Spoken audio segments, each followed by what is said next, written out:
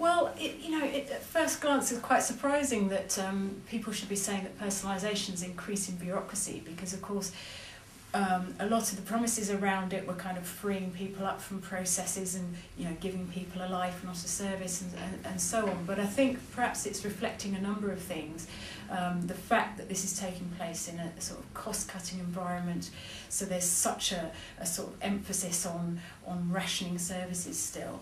But also I think reflecting back on the findings about the skill mix, that it seems that there are different types of staff doing different bits of the process. So you might have a support worker involved in the care coordination bit, somebody else doing the assessment, and that's generating additional paperwork. I feel, in terms of just joining those bits up. So once again, social workers are stuck with a load of forms to fill in, which I think is disappointing, really. Many authorities are going to our branches and to our members and saying, well, we think personalisation means that we're going to need fewer social workers, and the social workers we have will be concentrating on sort of safeguarding and crisis end of things.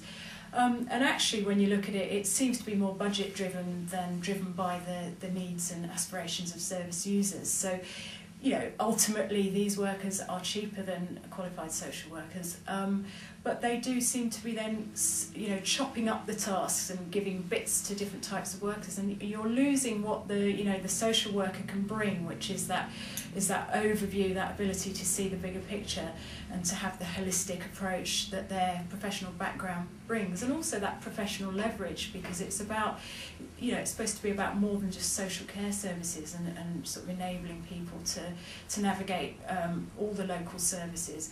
So I think, again, what we're seeing is the impact of budgets determining, just how much personalisation people are actually going to get, really. It was interesting looking at the findings, because there was a higher proportion who felt it was potentially negative for themselves in their role, but then who felt it might be negative for service users. So I think that it just does reflect, a real feeling that, is the role of social worker in this arena, is it really under threat? And I'm sure that's reflected in that finding, really.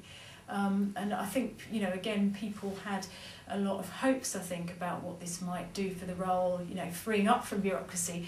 And sadly, we seem to have found that the opposite has happened. Whether that's just part of the early kind of trying to settle the system down remains to be seen.